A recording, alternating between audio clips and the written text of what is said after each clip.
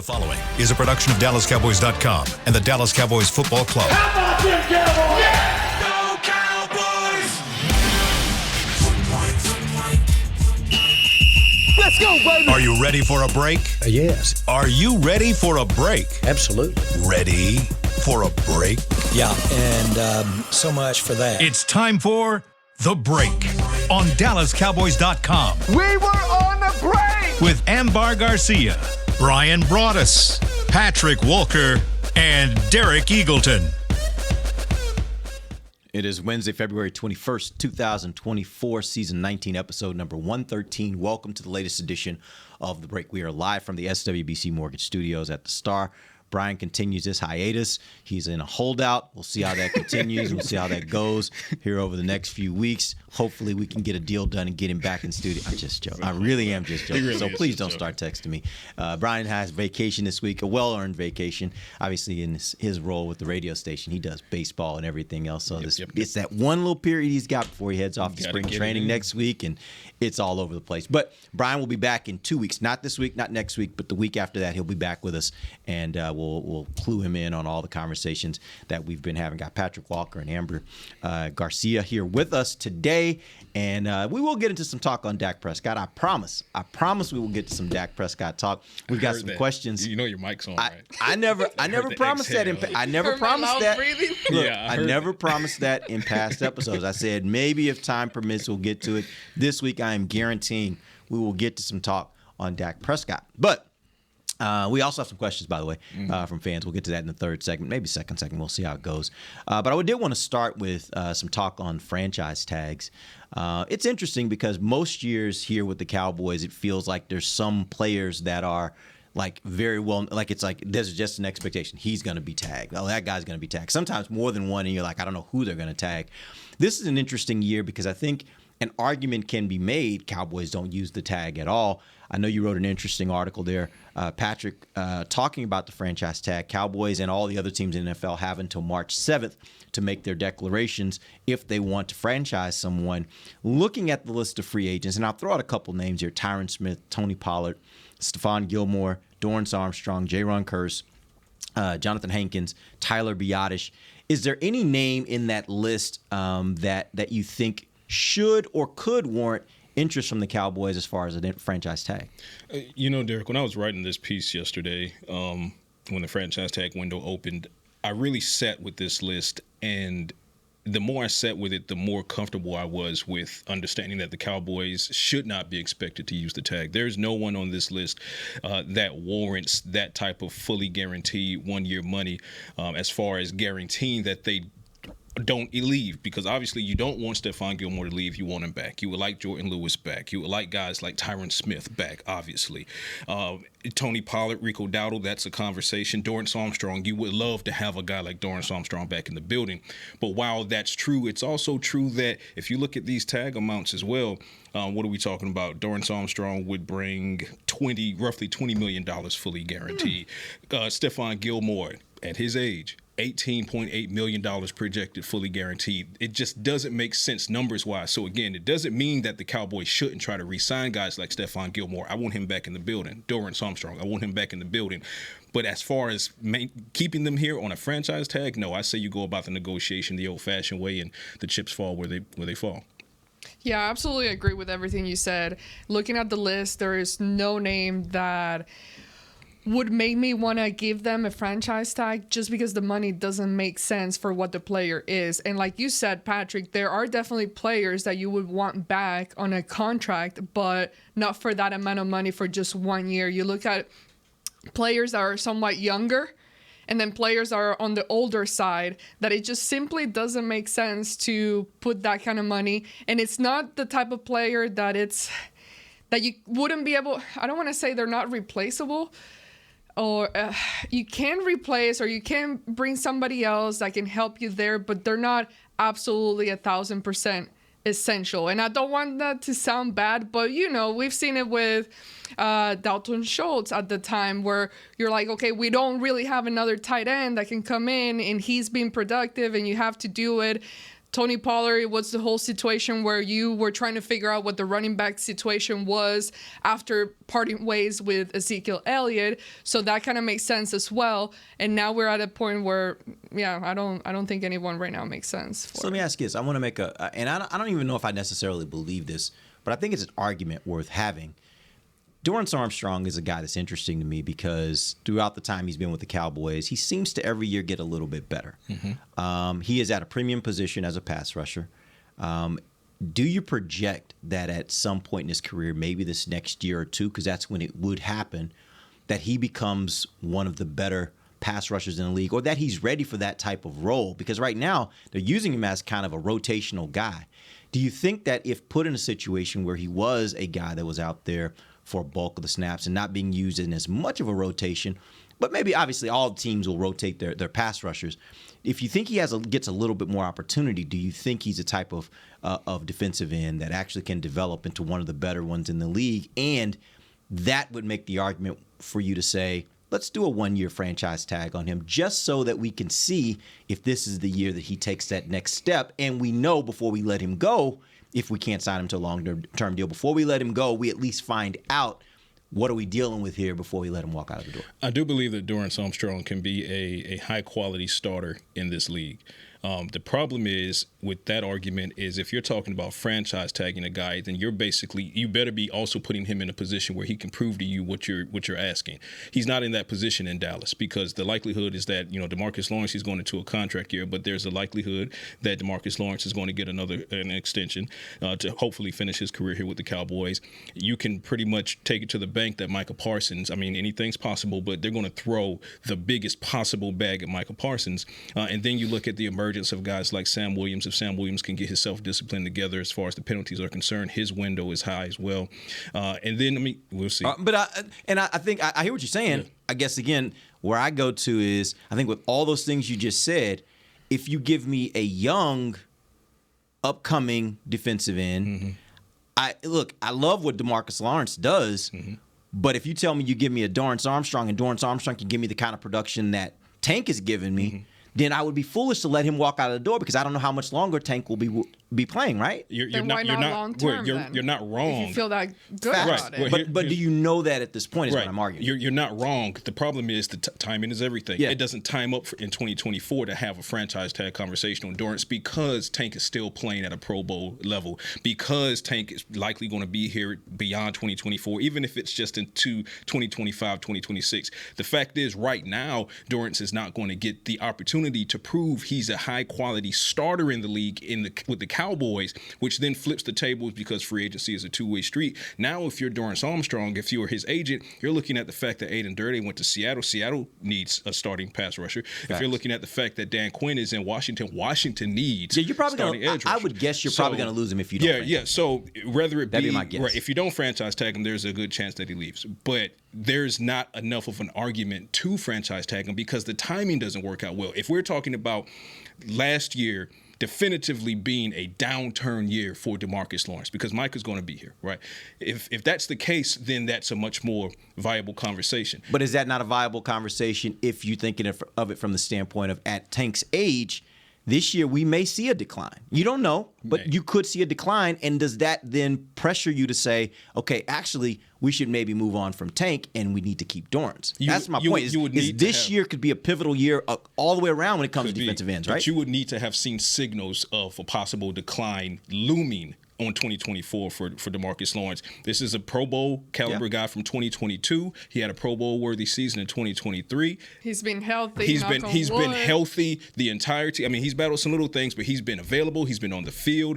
There's nothing that indicates other than his age, which hints at it's coming any day now, which is valid. It's coming any day now, but until you see a single sign of it actually happening, you don't have enough evidence to look Tank in the face and say, you know what, we're going to franchise Dorrance and we're going to put him in a position that then puts you on a slight back burner so we can see, because we're guaranteeing him $20 million this year. So that's basically you telling Dorrance that he's going to be your starting edge opposite Micah Parsons, while also looking at DeMarcus Lawrence, who's coming up for a contract extension, and saying, well, we still want you here. It might not be in the starting role. It's the timing doesn't work out for Dorrance is what I'm saying. The interesting part for me is I really think they have to work hard Unless their goal is to draft one, I think they got to work really hard. That should be the goal, period. But I think they got to work really hard to try to re-sign him to a long-term deal, Dorrance, because I do think that that's a position that's a little shaky from the standpoint of how you look at it for the future. And the one thing I think you would hate to do in the NFL is there are 3 positions where you would hate to lose a guy and he goes somewhere else and he's better. Cornerback, defensive end, and quarterback. And if he went to Seattle and became a starter and turned into one of those guys that was regularly putting up 10 to 12 sacks a year, I think the Cowboys would I think they'd be disappointed in the fact that they didn't do enough to keep him here. They've developed him to this point to then let him go off somewhere and them to reap the benefits of it. And he could. I mean, this is a guy who 15, 16 sacks over the past couple seasons as a rotational guy. Dorrance Armstrong, and I've said it a million times, he is one of the more perennially underrated talents in this building. Agreed. From those outside of the building who just don't understand what he brings to the table, not only as a pass rusher, also as a run defender and as a special teams guy. Huge on special teams. Right, huge on special teams. Big so plays. if you lose Dorrance Armstrong, that's a big hit, and those are some big shoes for somebody like Sam Williams and or Junior Fehoko, who has to earn his way onto the field, and or a potential draft pick to come in and fill from a rotational role, especially if you tandem it with possibly losing Dante Fowler as well. So yeah, the Cowboys they're going to go pretty hard at keeping Dorrance Armstrong, but Dorrance, absent the franchise tag, he's got reasons to stay. And he's got reasons to be interested in possibly leaving. So guys of his caliber, they're going to have value in the NFL. And I do believe if he goes to Washington, he could be a double-digit sack guy. If he goes to Seattle, he can be a double-digit sack guy. But does that mean that the Cowboys made the wrong move, depending on what the payout looks like, that he landed elsewhere? Not necessarily, because, again, the timing just isn't here right now to franchise tag him. But most certainly do everything you can to keep him absent that tag. How much do you guys think that Mike Zimmer's evaluation on players like those falls into the same lines of Mike McCarthy and everybody else? I think it would be huge. And one thing that I mentioned when it comes to Dorrance is that you look at how impressive he's been as far as every year taking another step up. But he's also been able to do this no matter who the defensive coordinator is, no matter who it is, right? So he's been through the Rod Marinelli, Mike Nolan, Dan Quinn. So this Mike Zimmer would be his 4th defensive coordinator with the Cowboys. That's mind-blowing to hear that out loud and then look at his numbers and say he's been producing at a higher and higher level every single time. So if you're Mike Zimmer and you're coming in, that's the guy you want to keep. That's a guy that you can say, hey, you know what? He's so coachable. And he's so talented and he's so refined that I don't have to babysit this guy. This guy's going to be ready for whatever I throw at him. He's shown that he can produce at a starter level. So if I can get a starter caliber guy as a rotational guy and keep him here like you guys have before I got here, by all means. So to your point, I think he'll look at a guy like Dorrance and say, absolutely, I want that guy. Do what you can to keep that guy. But if the Cowboys can't keep that guy, you better believe Mike Zimmer has already started turning wheels and talking to Will McClay and Stephen Jones and Jerry Jones and saying, hey, if you can't keep this guy, I got some ideas for free agents and possibly a draft as well. Just to be clear, I took from your question you were asking, do you think that his thoughts on these players will be different than what Quinn's? Is that what you're asking, or are you just saying do you think he'll have a lot of? He'll have say. Yeah. No, I think he'll have a certain type of say for sure. But is he looking at it the same way? And here, okay. And I liked your answer regardless. But the thing is, when you see a good player, you see a good player. Like there's no debating. It's whether it's good, middle, or like average or bad. We can all mostly agree on that. But what I'm wondering is, when you start talking about that kind of money in the future, whatever, is it a situation where possibly he feels like, okay, we can replace that position with somebody else, whether that's via draft or free agency, bringing somebody else in, when you're considering that you still have guys like DeMarcus Lawrence, Micah Parsons, Cook, which just by having them on the field would then elevate the playing level of whoever else is lining up against them or alongside them. So that's what I'm wondering is this year, I'm not looking into the future, but for this upcoming season, is it a situation where, we love him and absolutely want him back, but if not, could somebody else come in, be a plug-in player that just by having two guys like those guys, DeMarcus and Micah, just simply elevates everybody else? I think that could be a possibility, but what I personally think is going to be even more important is, I think Mike's probably looking at this defense and saying the first thing I got to do is figure out how to stop the run. Which Mike? And you got to specify that. Zimmer. I think first thing he's saying is I got to stop the run. So I will be interested to see if they don't go hard after Dorrance. Does that say something about what he thinks his ability to stop the run looks like? Right? If they choose to have Sam elevated to where Sam's going to get more time on the field, does that say something about what he thinks about his ability to stop the run? Because I think that you look at Zimmer's defenses in Minnesota, they always stop the run. They were always top 10 stopping the run consistently. So I think the first thought he is what are these players that are currently on the roster and the players that are potential free agents and the players that are in the draft, how are they going to help me be able to devise a plan that will stop the run? And so I don't know what those answers are. Only he will know that, at least as how he sees it. But the fact is, I think a lot of what we see over the next few months will tell us what he thinks about that. People like Jaron Kearse, I think those decisions are going to be made based upon how much does he factor into what Zimmer thinks he can do to stop the run. We know the linebackers position is a position where they got to do something. That's just they put Marquise Bell in a horrible situation, and he performed admirably, but he was in a horrible situation. They know they got to fix that. But I really do think everything that we look at this offseason with regards to the defense, I'm going to be looking at through the prism of, is this helping the defense stop the run?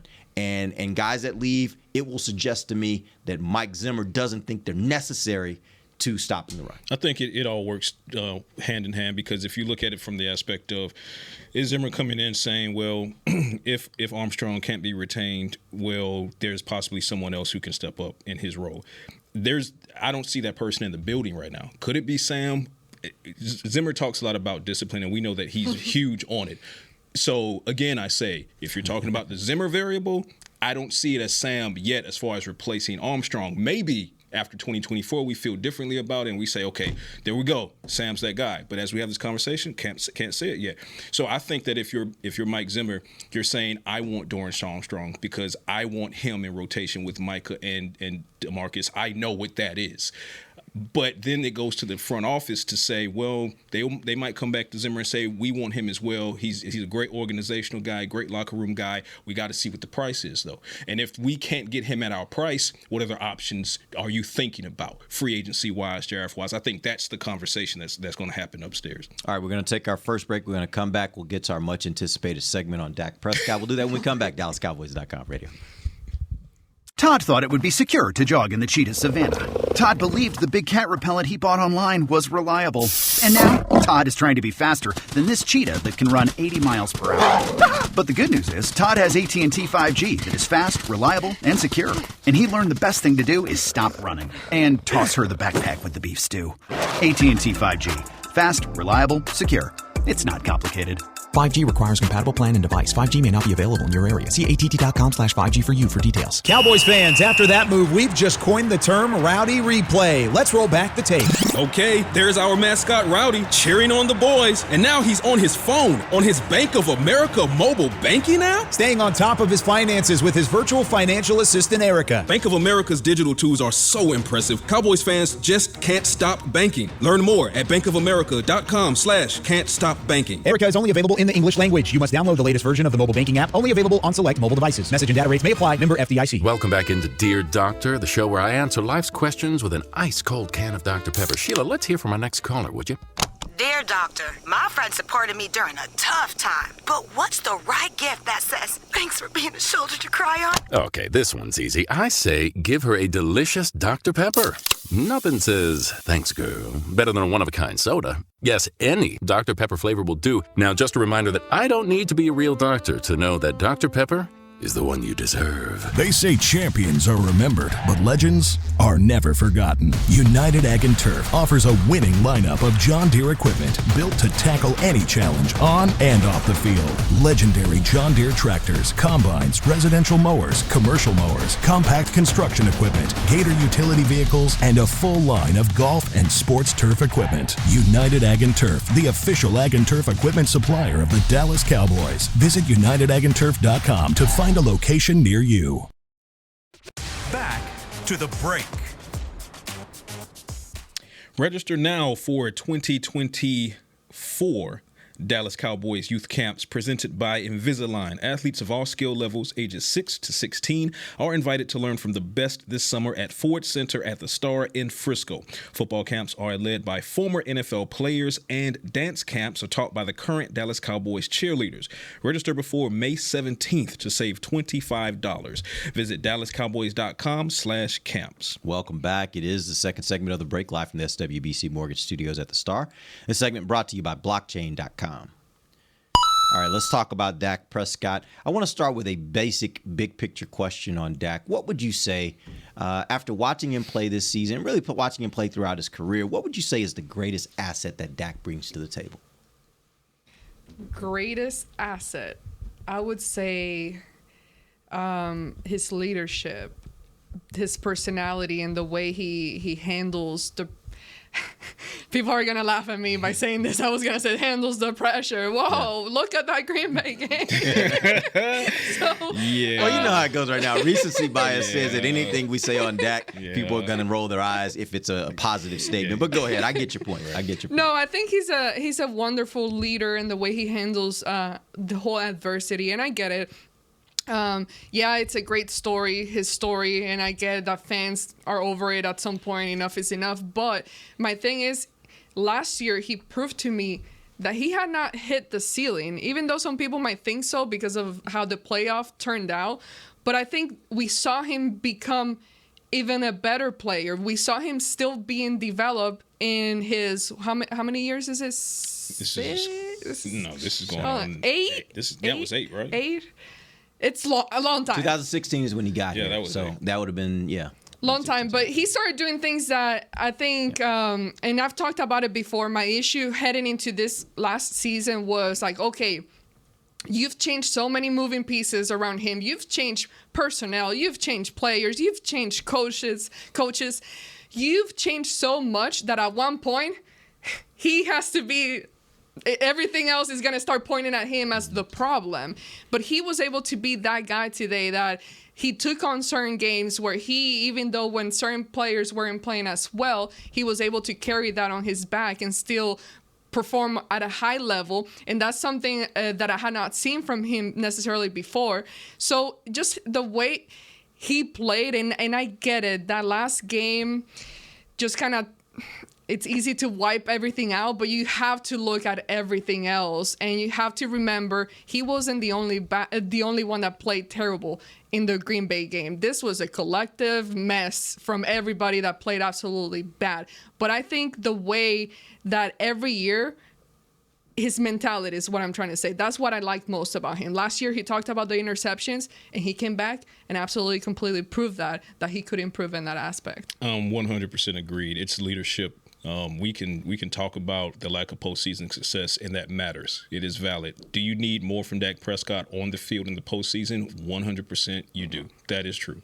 But if you're talking about leadership, it's bulletproof. It's bulletproof. The way that he can galvanize this team, the way that he goes about himself as the consummate professional, both on and off the field, the way that he never lets any media reports or talk outside the building rattle him or the locker room, the way that he's able to be resilient through all of the things that he's been through in life, the loss of his mom to cancer, the loss of his brother to suicide, to still be able to not only function, but to function at a high level while also, being, showing his advocacy for cancer prevention and awareness and mental health advocacy and things like that. So when it comes to being a leadership, there are few human beings that have demonstrated that better than what Dak Prescott can do. So leadership-wise, 100%. Now, if you're talking about production, which we'll get into, that's a different conversation as far as postseason versus regular season. But it doesn't matter what part of the calendar year it is, Dak Prescott is a leader. All right, so here's I think the question of the day at this point, really the question of this offseason. What do you do with Dak? And I have a few options here, and I want you guys to tell me where you think it works best from your eyes with regards to Dak. Number one, Dak's your guy. You stick with Dak. You give him a new long-term deal. He's locked up. You don't worry about what happens next year because he is locked up. You have him on a longer-term deal. Number two, you play out this year, knowing that at the end of this year, he will be a free agent, and at that point, he will be able to choose whether he wants to stay here or not. And At the same time, you continue developing Trey Lance with the hopes that maybe Trey Lance can develop into something worthwhile, or at least give yourself a little more time to see how that works. Now, one of the interesting things there, people say you can't play on the deal. I actually saw this. There's actually a pretty simple way for Dallas to be able to absorb Dak's money this year if they don't do anything with it. You could restructure Steele, Diggs, Cooks, and then you could do a post-June cut on Gallup, Van Der Esch, and Rush. I think all those things are possible, and if you do that, you don't have to do anything with Dak's deal. You could let it ride as it is, and you could still have some money. I think with all those things done, you would get $20 million under the cap, so you'd still have some money to work this offseason. I don't know if you'd be all in necessarily, but you'd have money to work with when free agency starts. So that's your second option. You let this year play out. You don't do anything different with Dak's contract, and you see what happens with Trey Lance. Or number three, you go ahead and say, right now, I'm going to go ahead and start looking at what my options are in free agency. Are there quarterbacks out there? Are there quarterbacks I could trade for? Not the most likely option, but I needed to throw it out as an option for you guys to choose from. So if you had to choose one of those three options, where do you stand with Dak Prescott? What do you got, Garcia? I think extending the contract, I think, would make more sense in the long term, money-wise, but I am more in favor of letting this year play out.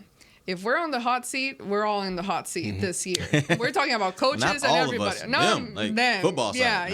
I'm good. I ran my routes. Yeah, we good. We did our part. We did what we were supposed to do. If everybody is playing on this is the year type of situation, then the quarterback should be doing it too. And I love Dak. I absolutely do. And I have not given up on him. And I think what he showed this year, like I said earlier, really made me feel better into what he is. I'm not going to take that Green Bay loss as who he is. I'm going to take it as crap happens, and it happened again, and it happened from everybody. But I do think just because of the situation of most of the, Mike McCarthy, you got Mike Zimmer too. Wait, Zimmer isn't it? What's the contract on Zimmer? Well, we don't know quite yet, but I'm hearing wouldn't it be like unofficially, No? Unofficially, I'm hearing that it's 1 year deal. Unofficially, That's but what I haven't would been make able to. most sense. Yeah, but I haven't been able.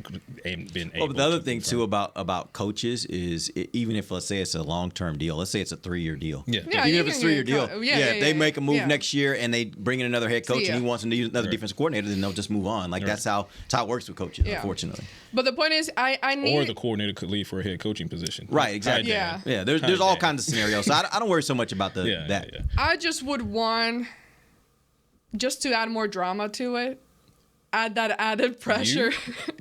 So everybody's on a 1-year deal. Everybody except for Michael. That's what And all in CD. Hey, that's what all in means. You put it all in there, and if you're not, you're screwed. Go home, and that's everybody. So this is what we're at. This is where we're at this year. Yeah. That's not to say I don't trust Dak and don't want to see him succeed, but if we're all in the hot seat, we're all in the hot seat. It has nothing to do with trust, if you ask me. I think the Cowboys trust Dak Prescott as their franchise quarterback 100%. This is about playing the 2024 season with the maximum amount of motivation for every possible individual. Dak Prescott said after the loss to Green Bay, he said, if McCarthy's on the hot seat, so should I be. Okay, here we are, hot seat. I say play it out through 2024 because whether you set the market with Dak Prescott in 2024 or you wait and you set it in 2025 because he went on a playoff run and did everything that you felt that he could do in the postseason to come, either way you're going to set the market. Now, as far as are we talking tens of millions of dollars more? Likely. But you're also talking about a salary cap that's tens of millions of dollars higher. You're also talking about more expiring contracts in a league of attrition. It's a revolving door. So you look at the bottom half of the roster. So just like right now, you've put together some great variables as far as how to absorb Dak Prescott's $61 million cap hit if you want to absorb it as structured, right? That's going to be the same conversation next summer. And then you will also have had a full year and full offseason of development for Trey Lance to at least see where he is and can he take over in 25? Maybe not. I think all of that is a perfect conversation for next offseason, but the only way that becomes a more meaningful conversation is if you just let this final year of the contract play out, work the numbers however you work them. You can restructure some guys, you release some guys, or you can restructure Dak's deal. Yes, that pushes money to the back end. But again, salary cap is ballooning every single year with new TV deals and things like that. Yeah, you can do whatever you want against the cap. So you really can't. We've seen and teams do it. If you restructure him, then you get $21 million. You can get that $20 million that way. The numbers game can be played, but I believe that the Cowboys believe in Dak Prescott. But I would tie his 2024 season and his future. Let's put it this way: I would tie his future with the Cowboys to McCarthy's future with the Cowboys, and look at that head coach and quarterback duo and say, we want both of you around for the long run, but you're going to have to make us pay you the amount of money that we know you want. Make us put it on the table, and we're willing to if you do that. Okay. NFC Championship, Super Bowl, things like that. Theoretically, that all makes sense. Let me throw one risk factor in there. You said, okay, we let this year play out, and let's say that Dak has a great year next year. Like, he takes them to the promised land. They get to the Super Bowl, let's say. Yeah. Okay. Here's the problem. I know where he's going. Here's the problem. Yeah, you could say we'll set the market, but what if another team's saying we'll set the market plus some? Yeah. And you create a bidding war. You no longer have control at that point because you can't franchise him, you can't trade him. Mm-hmm. So at that point, it is Dak has all the leverage. If at that point, let's say, I don't know, you name 3 teams out there that are quarterback starved, that are like, this is our opportunity. How often do you get a quarterback that just won the Super Bowl available to you that is a complete free agent and can go wherever he wants to go? What makes you say that maybe Dak is just like, man, I'm just tired of all the scrutiny that comes with being in Dallas? Like that, it would be nice to go somewhere where the media just don't talk about what I have for breakfast. Like, I just want to be able to go somewhere where I can play football. And yeah, I'm going to be on the news some, but I don't wake up every morning. That's nice. I'm saying you no longer have control. Like a Tampa. Are you comfortable with the idea that you no longer have control, especially if, by the way, he does all the things you've been hoping he would do this next year? It's the risk. It's kind of like what Ambar said, or not kind of like, it's exactly what she said. If you're all in, and it's just like Jerry Jones mentioned, he's all in for 2024. He's not worrying about the future, things like that. He's not necessarily planning for the future. Push all your chips to the table, and you're either going to, walk away with a lot of winnings, or you're going to walk away broke and upset, and you're risking it. I mean, this is a dice roll. You're either going to come up 3-4, or you're going to come up snake eyes, and there's really no in between. Because also think about it from the aspect of, and for those that who haven't lived it, the Clint Sterner days and the Stephen McGee days and the Quincy Carter days, I don't think people understand exactly how valuable Dak Prescott has become to the winning, at least regular season, the winning culture that wasn't present pre-Romo, post-Aikman. Not whatsoever. I mean, Google is free. By all means, go Google it. That being said, of course, the Cowboys want him around for the long term. That's why I'm not mad at them for, possibly extending him this offseason. But if you're asking my opinion, I would absolutely just let this play out because... And you're comfortable with it if you lose him. Right. Because I'm not comfortable if he plays well, gets you to a Super Bowl, and then you lose him. You're like, that freaking sucks. Right? But at least, hopefully, you got a ring out of it. And then what if he got you to the Super Bowl but lost? You didn't get right there. You didn't get all the way there, but you're close enough now. How did you lose? I mean, there's. Yeah. Let's say. Did you lose because of him? Let's say he played. Because of everybody, like in Green Bay. Let's say he plays okay. Let's say he has a 250-yard passing day, has one interception, a touchdown or two, and that's his day. It wasn't anything where you're like he was the man. You also are like, this wasn't necessarily on him. He contributed to it because he had the interception, but it wasn't on him. How do you feel about that at that point? Because you feel like you're really close at that point, right? You feel like you're there, close enough to touch it. And even if you start over with a Trey Lance, you're like, oh gosh, we're going back to the beginning. How do you feel about that? I think you also got to factor in. I guess my question before we answer that one is, what's the situation with McCarthy in that scenario? In that scenario, I think McCarthy's back. That 12-5 seasons, and then goes to the Super Bowl, even if he loses. I don't see how you fire a coach with that resume in 4 years. Reason I asked that 5 years. That's still pretty successful. That's very successful. Right. If McCarthy is back after a season like that, even if you drop it in the Super Bowl, then I think Dak wants to stay. I'm looking at variables in negotiation, right? So money is a huge motivator in free agency, but that's not the only motivator, especially for a relationships guy like Dak Prescott. So you're saying Dak would choose to come back because he would feel there's unfinished business. Right, correct. As long as the money is comparable. So at that point, now you're talking about he can either reset the market with a team like Tampa, or he can reset the market with the Cowboys.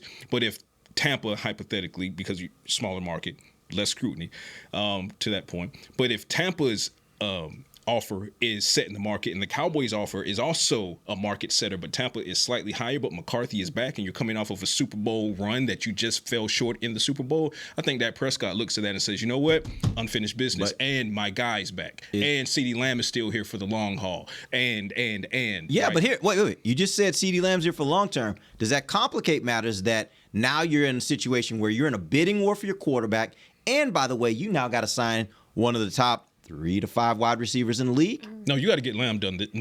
That's a different conversation. I'm willing to let. Okay, get Lamb done. Okay, let's assume you've got team in the world. Get Lamb let's assume done you've already got Lamb right done. now. Let's assume you got Lamb already done. What about Micah? Like, again, you're now in a bidding war for your quarterback. At the same time, you're going to have to probably create a record-setting type deal for a defensive player in Micah Parsons. I have an answer. Yeah. We talked about that franchise tag thing. Yeah, okay. You're going to just franchise it? And knowing what you know about Micah, if he's on a franchise tag, you think he's signing that and showing up? Yeah. You do? Yeah. I don't think okay, let me put it this way. If Micah is true to the implication that he put out there that he's willing to be patient and let like CeeDee Lamb get his money and things like that, that tells me that he at least understands the prioritization here. That being said, I also think he's a shrewd businessman. Let's be clear about that. 100%. Yeah. That also goes to the point of if that did become a situation where you're in a bidding war for your franchise quarterback versus a bidding war for your, a generational edge rusher, your generational edge rusher who deferred to your generational wide receiver just a year prior, I could see Micah saying, you know what, I'll take this tag, by the way, fully guaranteed, and knock on wood, Micah's not had any injury issues that has cost him availability.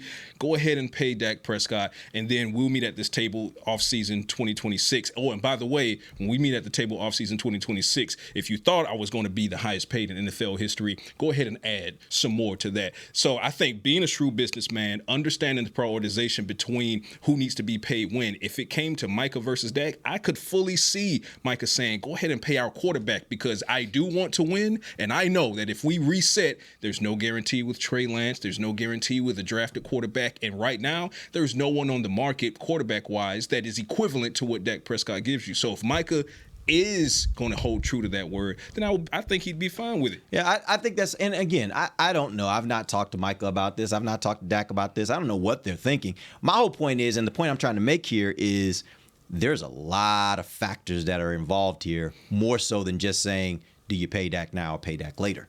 Because the fact is, that decision will set off a chain reaction of things that will happen over the next 2 years that could be franchise changing, right? And so I just think, this conversation has a lot of layers to it that go far beyond just what Dak did in that playoff game against Green Bay. You got to really think about what are you doing for the future?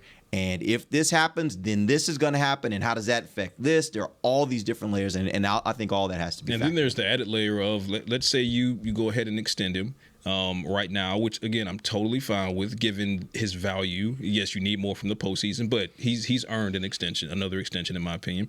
But if things don't go well in 2024 and any of it is on the quarterback, let's say Mike McCarthy is out. You got a new head coach coming in. You know who head coaches love to target first? They need their quarterback. They want their guy at quarterback.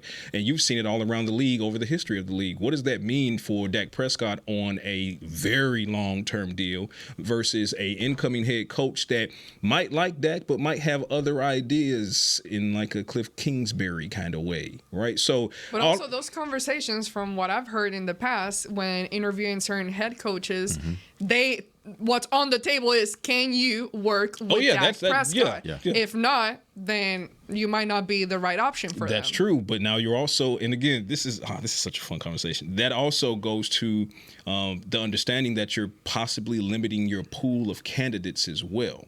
Right. So if there's a particular candidate that you definitely want for a head coach and you ask him that question, whether it be Dak Prescott or if you're GM of any other team, you're owner of any other team, if you say, Baker Mayfield's our guy, can you come in and coach him? You're the guy we want. And he's like, yeah, that's not who I want to coach. Well, as owner and GM, guess what? You just lost your top candidate. So now everyone else is not a consolation prize, but that's not your guy. Now you're trying to make some things work. So it's such a leveled and layered conversation. And I will say that in the past, I was on record that the Cowboys took too long to pay Dak Prescott. Yeah, I think we all were. Yeah, they took too long to pay him. They took too long to pay him. But this is an interesting in a different time frame in that you look at what happened in this year's postseason, right? And you have to balance that with runner-up in the MVP race. Like, right, head coach didn't get extended. He's on a 1-year deal. He's on a hot seat, so to speak. Defense is still working some things out. Mike Zimmer, new guys, who's coming player wise. So much on the table that if you're all in, I'm with Amber. If you're all in, just push all the chips in the middle, and that goes for free agency signings as well. Push it all to the middle, and pray that it works out for you. And if it doesn't, then you work it. Who knows? Then you work it however you can work it, right? And you stand in front of Dak and say, "My bad. Here's a whole bunch more money to make it okay." Right? So, all right, we're gonna take our final break. We'll come back. We'll get one question here before we end the show. We'll be back. DallasCowboys.com radio. Todd thought it would be secure to jog in the cheetah savanna. Todd believed the big cat repellent he bought online was reliable. And now, Todd is trying to be faster than this cheetah that can run 80 miles per hour. But the good news is, Todd has AT&T 5G that is fast, reliable, and secure. And he learned the best thing to do is stop running and toss her the backpack with the beef stew. AT&T 5G. Fast, reliable, secure. It's not complicated. 5G requires compatible plan and device. 5G may not be available in your area. See att.com/5G for you for details. Don't put off getting your oil changed, Dallas. Take 5 Oil Change, a proud partner of the Cowboys, is faster than you think. There's no appointment needed and no waiting room. Yep, you heard that correctly. Take 5 is so fast, you don't even have to get out of your car. You can take advantage of Take 5's fast, friendly, and simple service at any of their locations across the Dallas area. And remember, at Take 5, you stay in your car because they're faster than you think. Take 5, the official oil change of the Dallas Cowboys. It's the official men's skincare brand of the Dallas Cowboys, Jack Black. And right now, Cowboys fans can get 15% off their $75 order. Plus, because every deal needs a playmaker, your order will include a free 5-piece skincare set and free shipping. The Jack Black Playmaker is 4 of Jack's favorites and a full-sized intense therapy lip balm. Make a play for the Playmaker at getjackblack.com/Cowboys with the code CowboysVIP. That's getjackblack.com/Cowboys with the code CowboysVIP. They say champions are remembered, but legends are never forgotten. United Ag and Turf offers a winning lineup of John Deere equipment built to tackle any challenge on and off the field. Legendary John Deere tractors, combines, residential mowers, commercial mowers, compact construction equipment, Gator utility vehicles, and a full line of golf and sports turf equipment. United Ag and Turf, the official Ag and Turf equipment supplier of the Dallas Cowboys. Visit UnitedAgAndTurf.com to find a location near you. Back to the break. Go, Patrick. Dallas Cowboys Game Time, powered by Lenovo, the official gaming platform and community of the Dallas Cowboys. Sign up now to compete in Fortnite for a chance to win a VIP experience at the 2024 Dallas Cowboys Draft Party. Qualifiers begin on February 24th and run through the 28th. Learn more and register at DallasCowboysGameTime.com. Welcome back. Final segment of the break, live from the SWBC Mortgage Studios at the Star. I got one final question for you guys before we end the show. We have 30 seconds. Do your best. Which option of those 3 that I gave you is most likely to happen? I know what we've given as our opinions on it. What do you think is more likely to happen? They stick with Dak, give him a new deal. They play this year out and don't give him a new deal, but with the hopes that they will maybe do something next year, or look at other options in free agency or the draft. I think it's more likely they extend him this offseason, especially, if you're Jerry Jones and you're looking at it, and of course, if you're Jerry Jones, you've lived through the Sterner and the McGee years and things like that. I wonder how Stephen McGee feels about you just throwing his name out there like that. Should have played well. So you don't really care? No, not at all. Sorry, Stephen. It's the objectivity is the objectivity. Yeah, you should have played better. Same for you, Clint. But not knocking him as a human being. He's a football player. Wasn't what the Cowboys needed. But also, if you're Jerry Jones, I harken back to the fact that he said, I don't have time for a bad time. He senses his mortality. He doesn't want to hit the hard reset. He knows, like you said during the break, this decision could impact the Cowboys in one direction or another for the next 10 years. The reality is Jerry doesn't know if he has another 10 years or not. You hate to say it out loud, but that's the reality of it. So I think it's likely that the Cowboys don't want to reset at quarterback or don't want to risk resetting that quarterback anytime soon. I think that gets the deal this offseason. Yeah, I think that's the most likely to happen just because of everything we've heard. The Cowboys say, Jerry Jones, Stephen Jones, everybody, like, people like him. This is not there's no bad blood happening there. Nope. The relationship is strong between Dak and the franchise. And another big thing, like, Dak has never lost the... It's funny how every time I'm going to say something, like, an image pops in my head, and the one that just popped in my head was CD being all pissed on the sideline with Dak and all of that. But where I was going at is, like, he's never had that kind of beef with players. He's always had players back. Yeah. So I think the more likelihood, and I was here when it was Brendan Whedon, Matt Castle, Kellen Moore. A little bit of that. Yeah. So I experienced a little bit of that, and it was not fun at all. And I think Dak, if anything, he is a good quarterback. He is a good quarterback. And most likelihood they'll extend him. But I still would like to take the risk and gamble. Let's gamble. Right. We cannot gamble, actually. No, we cannot. I was about to say, I don't gamble. Against the law over here. I don't gamble. But no, I do think this will be a very interesting offseason. I think this decision will have far-reaching implications. Next week, we're going to start talking a little bit about free agency because that's coming up here fast and furious. We're going to talk about the Cowboys free agents next week, the players that were on the roster this last year that will become free agents and what we think will happen with those guys. The week after that, we'll start talking about some guys that are not on this roster and maybe some free agents that the Cowboys should be looking at to get everyone ready for that March 11th week when free agency will begin. It's spring break week, so that'll be perfect. All right, we'll really quickly before we go, and I'm going to try not to get emotional here as we breeze through this. I'd be remiss if I did not offer my condolences to the family of Mark Lane, close friend of mine. I considered him a brother 100%. His passing earlier this week has been devastating for both his family, me and my family, and just the Cowboys fandom and Cowboys beat as a whole. Lost not only one of the best to ever do it from a professional standpoint, but also one of the best human beings ever. So love you, brother. Rest well. And to the Lane family, I'll see you soon for his services. Well said. With that, we will end the show. We'll be back with you guys next week. For Patrick Walker, Amber Garcia, I'm Derek Eagleton. This has been The Break, live on DallasCowboys.com radio. This has been a production of DallasCowboys.com and the Dallas Cowboys Football Club. How about this, Cowboys? Yeah!